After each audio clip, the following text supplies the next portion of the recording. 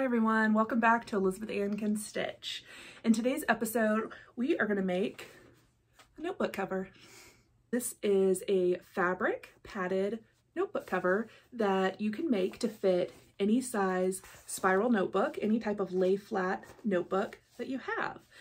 And I'm going to walk through all the steps of how to measure your notebook to get a custom fit, attaching, interfacing, assembling the project, and finishing it off. So stay tuned if you want to see how to make a notebook cover. Okay, so let's talk about the supplies we're going to need to make one of these notebook covers. So what you're going to need is some fabric, first of all. So you can make this in 1 fabric, 2 fabrics, 3 fabrics, make a whole, you could put a cross stitch piece in the front, whatever you want to make it out of. Grab some fabric that you like. And I'm going to walk you through how to measure your notebook so you know what you need to cut out. So the pieces we're going to be making are an outside piece, and that goes all over the outside of your notebook. And then we're going to need a piece for the lining and for the pockets that hold our notebook together, or that hold our notebook in place, I should say. So let me get this out of the way. Today I've chosen this as my outside print, this is my lining, and this is my pockets. A lot of times I'll do the lining and pockets the same, but today I just wanted to use 3 separate pieces for all the different parts to make it easier to see what goes where. So these are all Ruby Star Society fabrics from over the summer, I believe. Okay, so you'll also need a piece of Fusible fleece, and this will be used on the outside piece of fabric. This will be fused to the outside piece of fabric. It is a thin, lightweight piece of fleece with a glue adhesive that you iron onto your fabric on one side and just a soft fleece on this side. I like the Pelion 987. You can get this in packages. I think I actually got this package at Walmart. You can get it on Amazon, Joann's, anywhere pretty much you can buy fabric. You can find the Pelion 987. Okay, and so then the most important supply that you need is a notebook to cover. So I have a couple of options, and I'm going to show you how to measure, because this can be easily customized for any notebook that you have at home that you want to cover. So this is just a craft paper undated planner. See, it's got April. So this is just purchased on Amazon. I'll link it below. And then this is just a graph paper spiral notebook, 8.5 by 11. Oh, well, it says 10.5 by 7.5. Anyways, you know, this is just a standard 3-ring spiral notebook that you can get at Target, Amazon, anywhere really. So I'm going to show you how we would measure, and then I think I'm going to end up making a cover for the smaller one. Okay, so I'm going to get a white index card out. Measurements. Write down your measurements. Don't think you're just going to remember them. Write it down. So let me show you how we're going to measure our notebook.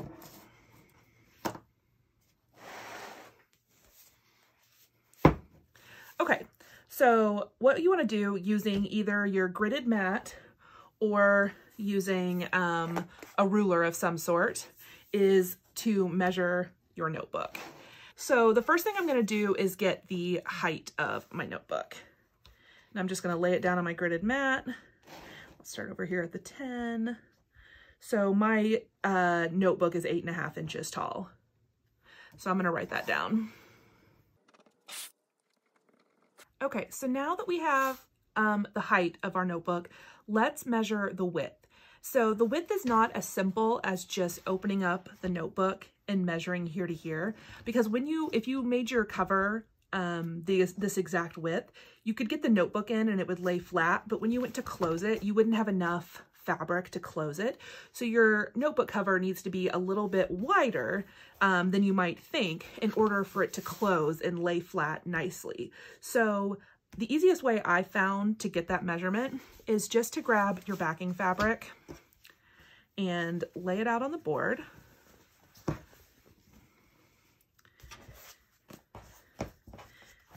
And I just kind of lay my fabric across, and I kind of see from this edge to this edge. Let me mark that with a pin.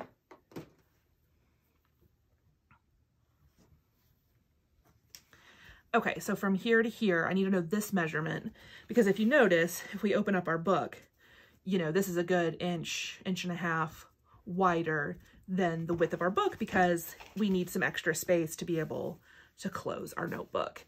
And keep in mind that we're going to have another couple of layers of fabric and fusible fleece inside, so we want to give a little bit of room.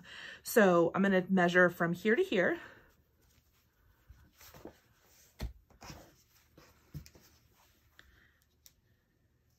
The measurement to go from the back side all the way back around to the front of my notebook is 13 inches. So I'm going to add an inch to allow a ½ inch on each end of seam allowance. So I'm going to write down the width as 13, and then I know I'm going to add an inch to it when I cut out my pieces. Now that I know my height and my width, I am going to prepare my measurements for my cut pieces and what I need to cut out.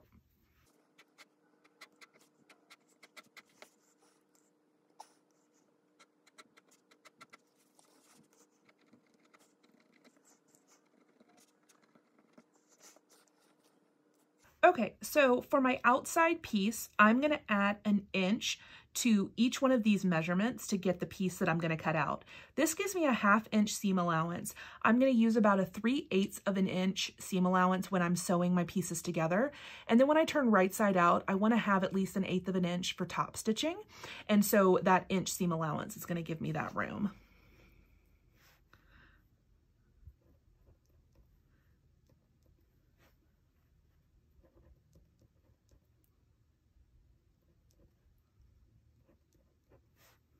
Your lining piece is always going to be the exact same size as your outside piece.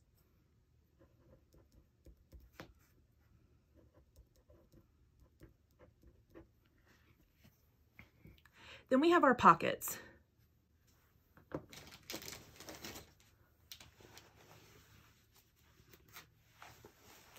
So on your pockets, they just need, so what I do is I cut a piece and I fold it in half to form the pocket.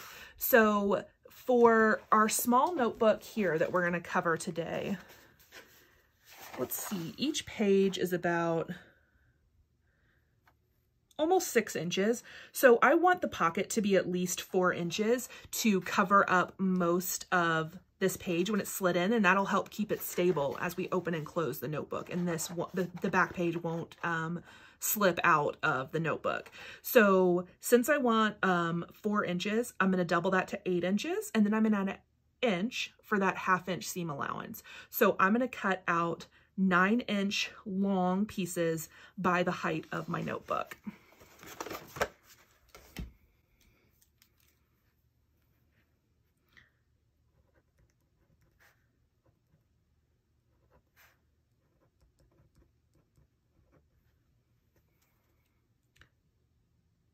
Okay, so this is all of the fabric that we're going to need to cut out.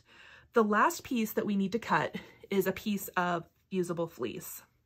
So you could just cut your interfacing the exact same size as your outside piece. This is what we're fusing the fusible fleece to, but I like to take off a ½ inch on all sides to allow for that seam allowance. That way my seams are a little bit less bulky and don't have fusible fleece in the seams.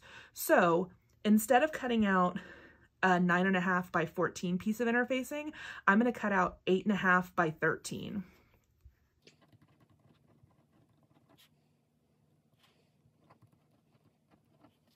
Okay, so here are the measurements that I am working with today. Obviously, this is going to be custom to you and what notebook you're working with. Okay, so now we have everything cut out. We have our outside piece and our lining that are the exact same size. Then we have our 2 pieces for the pockets that will hold our notebook in place. And then we have a piece of interfacing that will help support the outside of our notebook cover and give it a little bit of plushness and stiffness to help it hold its shape. So now what I'm going to do is just make sure everything is ironed nice and flat and that our pockets are folded, and then I'm going to attach my interfacing to the outside fabric.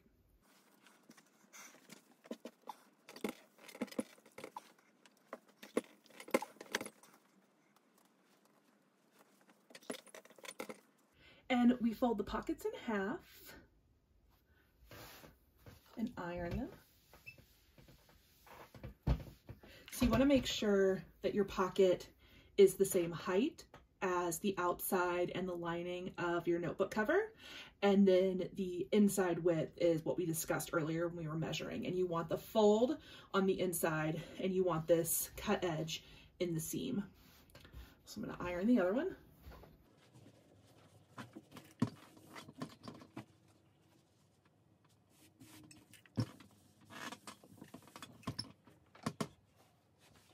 Okay, so now everything is ironed. I'm going to put the interfacing on the outside of my bag.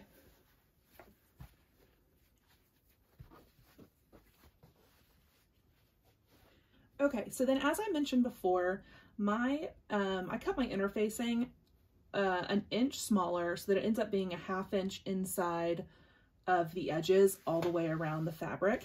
And this just allows me to keep the interfacing out of the seams. That way when I flip all of the pieces inside out, it's a little bit less bulky in my seams and a little bit easier to top stitch. If you're using a lighter weight interfacing, or you don't have to use interfacing at all, but if you're using something lighter weight and you don't mind if it's all the way up to the edge, go for it. I just find with the Fusible fleece, I like to leave my edges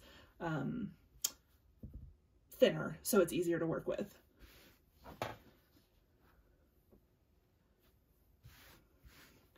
So now I'm just going to use my iron to fuse the interface.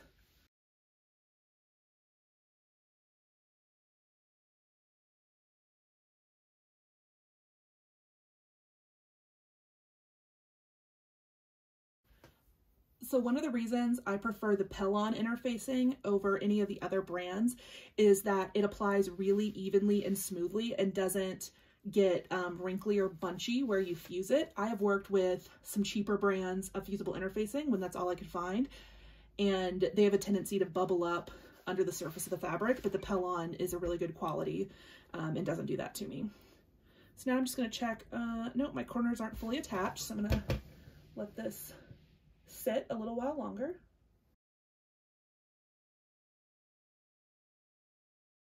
Okay, so now that we have our interfacing on our outside piece, we're going to add our lining and pockets and get ready to sew our notebook cover. So with our pocket pieces that have been ironed in half, I'm going to lay one on the left, lining up the top and bottom and the left edge. And I'm going to lay one on the right. And then I'm going to take my lining piece. And if you have a direction, make sure you're paying attention to the direction of your fabric. This is just a polka dot, so it doesn't matter. And I'm going to lay that on top, lining up my edges all the way around. Now I'm going to grab some clips and clip this together, and then we're going to move to the sewing machine. These are Wonder Clips. I love them. I find them easier to use than pins. I like to clip through all 3 layers at the start of each pocket.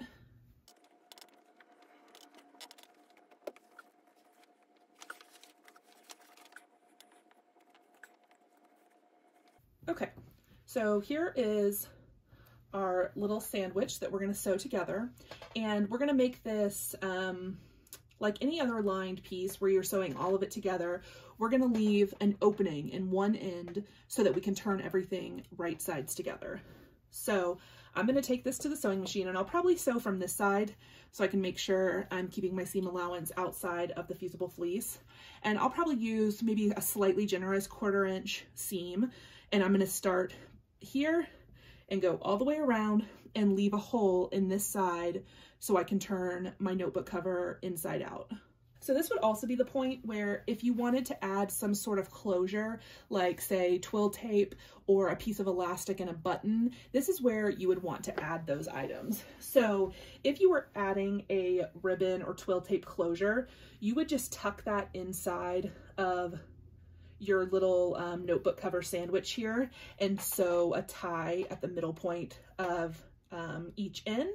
Or if you were doing a little elastic loop, you would sew that onto the back side of your cover or the front side, depending on how you want your notebook cover to close. But this point is where you would decide if you're sewing in any closures. This one is just a simple cover, and it's not going to have any type of ribbon or button closure. Okay, so I have my machine loaded with a nice neutral thread, and I am going to sew all of my layers together, leaving a hole for turning.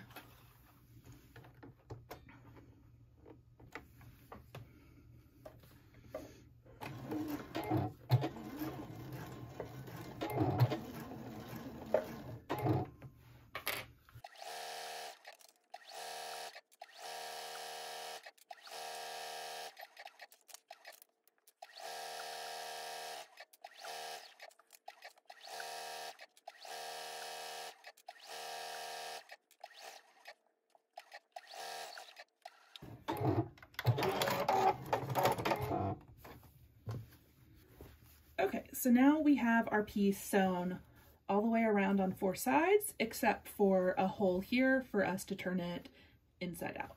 So let's turn this thing inside out and see how we did. Right now, I'm not going to worry too much about getting my corners perfectly turned out. I'm just turning everything out so that we can try the notebook on and make sure that we've made our cover the right size.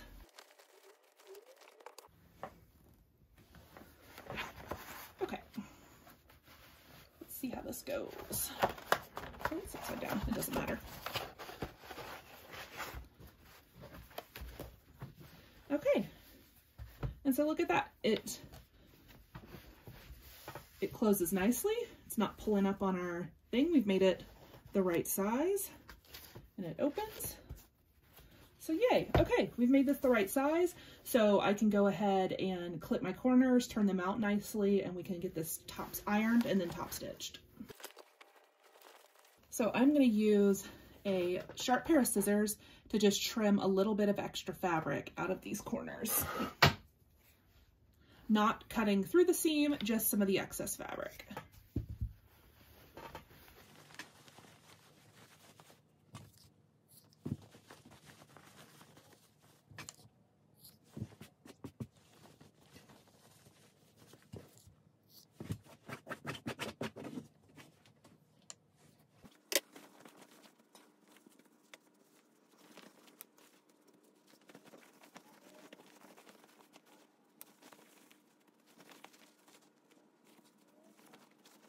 If I'm finding, or if I'm having a struggle getting one of the corners, I grab a little crochet hook,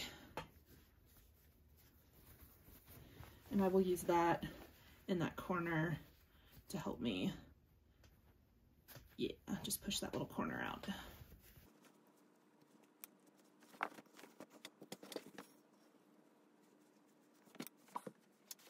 Okay, so once I'm happy with my corners and the size, I am going to give this a good pressing and get it ready for top stitching.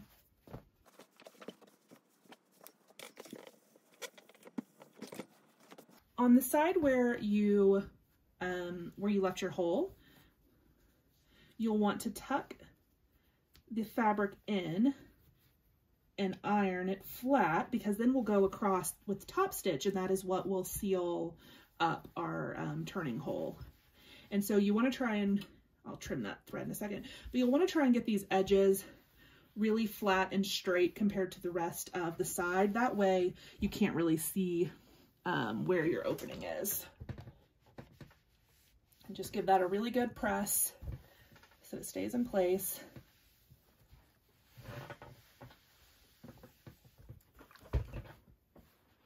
there's our edge. I'll trim that thread in a second. And so now I'm just going to flip it over and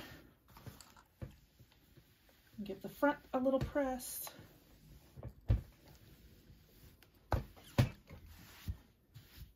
Okay, so let's take this back to the sewing machine and we're going to top stitch all of the edges, which is going to stabilize our edges and make them nice and sturdy and give it a nice finishing touch. And it's also going to close up our hole where we opened up our end for turning. Again, if you were adding a ribbon closure or an elastic closure, when you close up this end, you would need to make sure that you have your ribbon or elastic tucked into this before you close this piece up.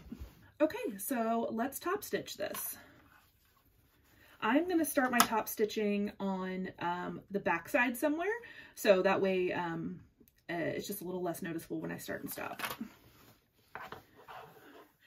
I top stitch with some sort of coordinating thread. In this case, I'm just using a neutral off-white, and I stitch about between 1/16 and 1/8 of an inch away from the outside seam. This just gives this outside a little bit of structure and finishes it nicely on the front of your project.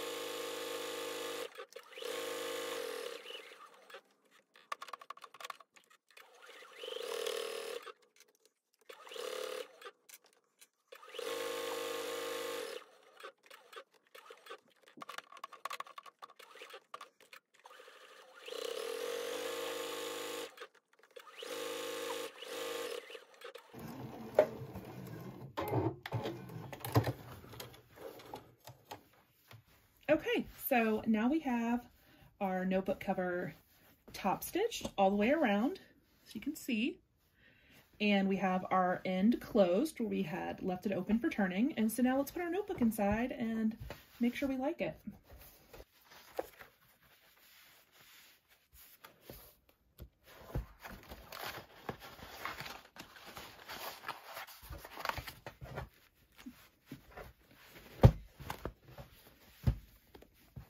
Yay, it fits.